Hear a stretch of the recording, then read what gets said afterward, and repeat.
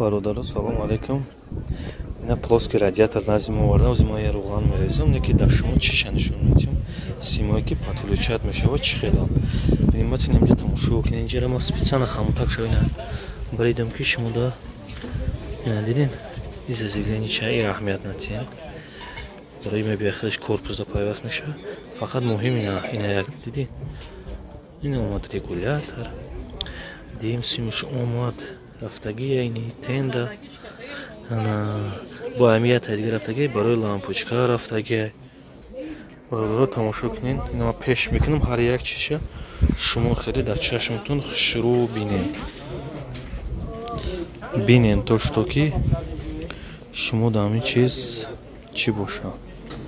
یاس نباشه دا برادر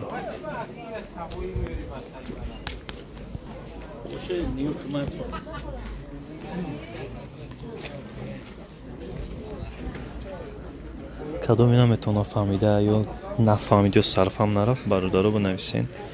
جواب میگردونم با دقت فقط باشین.